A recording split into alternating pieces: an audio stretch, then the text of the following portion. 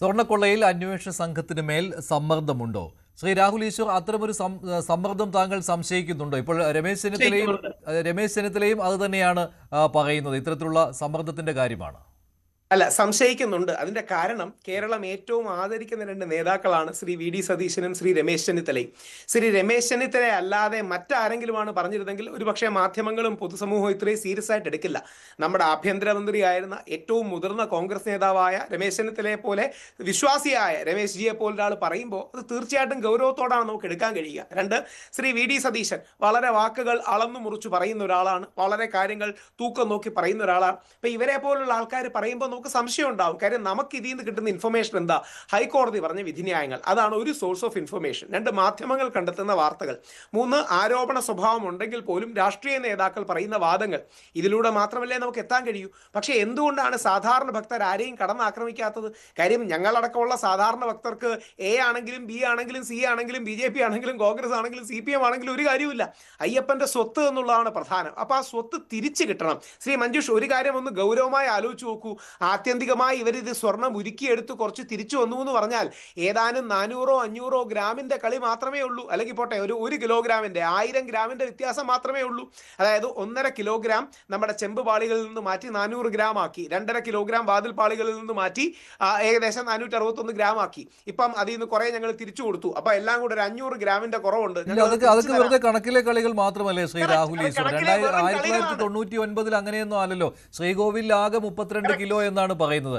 അതിലൊരു അതുമായിട്ട് താരതമ്യം ചെയ്യുന്ന രീതിയിലൊരു അതെ 5 കിലോ 6 കിലോയ്ക്ക് അടുത്തെങ്കിലും ഉണ്ടാവും ഈ പറയുന്ന നഷ്ടപ്പെട്ട ആ സാമഗ്രികളിലെ സ്വർണ്ണം നോക്കുമ്പോൾ. ഒരു കാര്യം പറഞ്ഞോട്ടെ, അങ്ങനെയല്ല, കൃത്യമായ കണക്ക് ഞാൻ പറയാം. അതായത് നമ്മുടെ ദ്വാരപാലക ശില്പങ്ങളിൽ 1.561 കിലോഗ്രാം, അതായത് 1561 ഗ്രാം, ഏകദേശം വാതിൽ പാളികളിൽ ഏകദേശം 2.5 കിലോഗ്രാം. പക്ഷെ അതല്ല അതിലെ പോയിന്റ്. നേരത്തെ ശ്രീ മഞ്ജുഷ് പറഞ്ഞതാണ്, ഇതിന്റെ ഡിവൈൻ വാല്യൂ, സേക്രഡ് റിലിക്സിന്റെ വാല്യൂ വെച്ച് പല ആൾക്കാർക്കും മുറിച്ചോ മറിച്ചോ വിൽക്കാൻ സാധ്യതയുണ്ട്.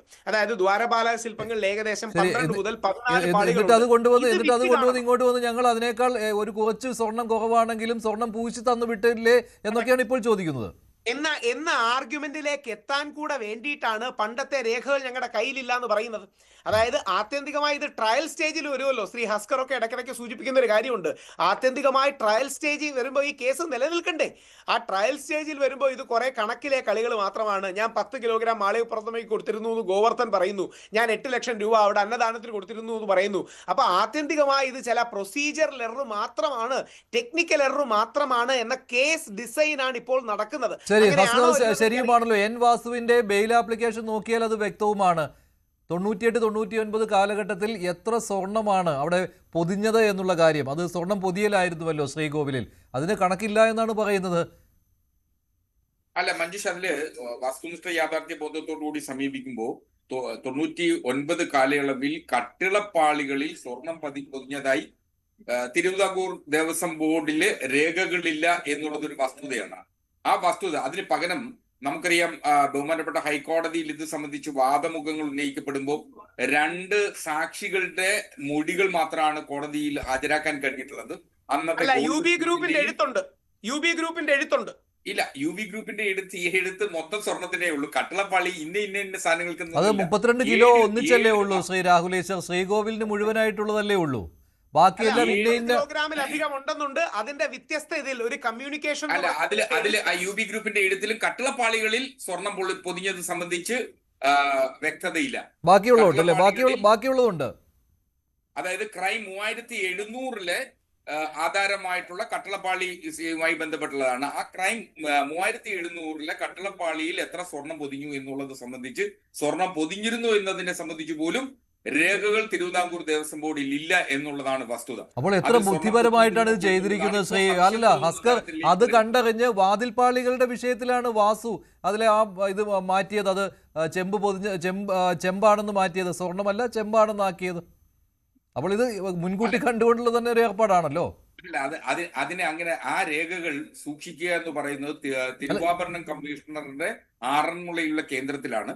അവിടെയാണ് ഈ രേഖകൾ സൂക്ഷിക്കുക. അല്ല, ദേവസ്വം ബോർഡിന്റെ ആസ്ഥാനത്ത് തിരുവനന്തപുരത്തല്ല അത് സൂക്ഷിക്കാറുള്ളത്. അപ്പൊ ഇതിൽ വ്യത്യസ്തത.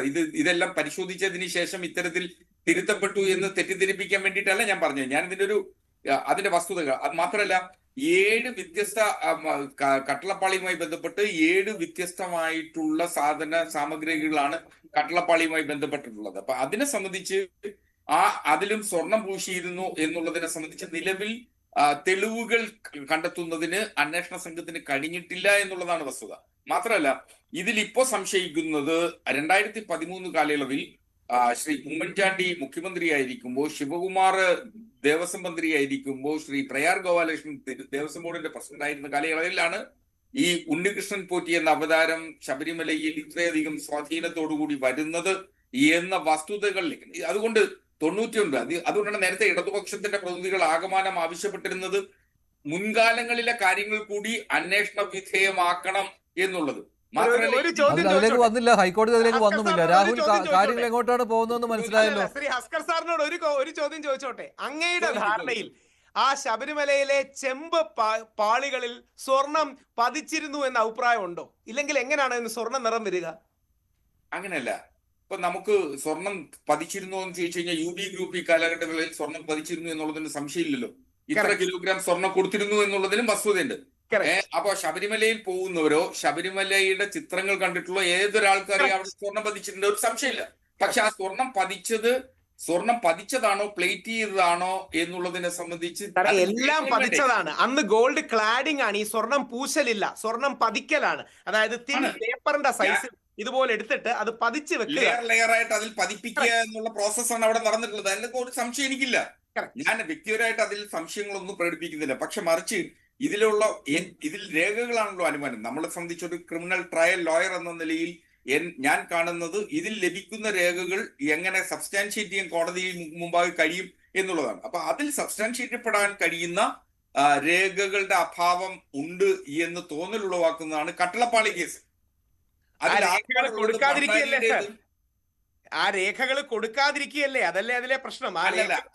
രേഖകൾ മുഴുവൻ SITക്ക് സർവ്വ രേഖകളും മിനിറ്റ്സുകളും SIT കണ്ടെടുത്തിട്ടുണ്ട്. 1. 2 മാത്രമല്ല, കട്ടളപ്പാളിയുമായി ബന്ധപ്പെട്ട് സ്വർണം വേർതിരിക്കുന്നതിനുള്ള പ്രോസസ് അന്ന് സ്മാർട്ട് ക്രിയേഷൻസിൽ ഉണ്ടായിരുന്നില്ല.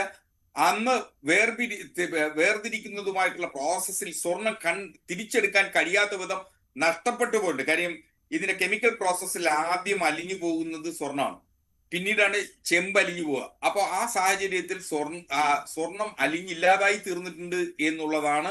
ലഭിക്കാൻ കഴിയാത്ത രീതിയിൽ നഷ്ടപ്പെട്ടു പോയിട്ടുണ്ട് കട്ടളപ്പാളിയായിട്ട് ബന്ധപ്പെട്ട്. അപ്പോ അത് ആണ് അന്വേഷണ സംഘത്തിന്റെ കൗതുകം കൂടി ഒന്ന് പറഞ്ഞോട്ടെ. ശരി രാഹുൽ, ഒന്ന് അവസാനിപ്പിക്കാം.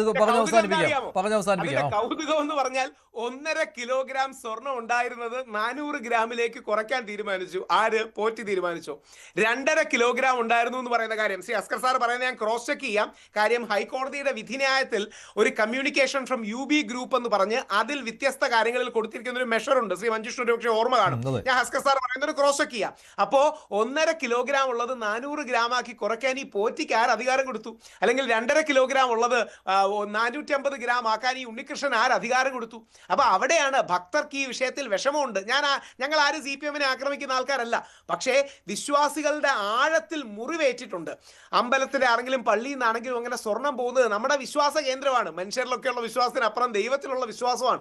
അത് തിരിച്ചെടുക്കാൻ നമ്മൾ ഓരോരുത്തരും പ്രതിജ്ഞാബദ്ധമാണ്. ശരി രാഹുൽ, ശരി ഹസ്കർ, നേരത്തെ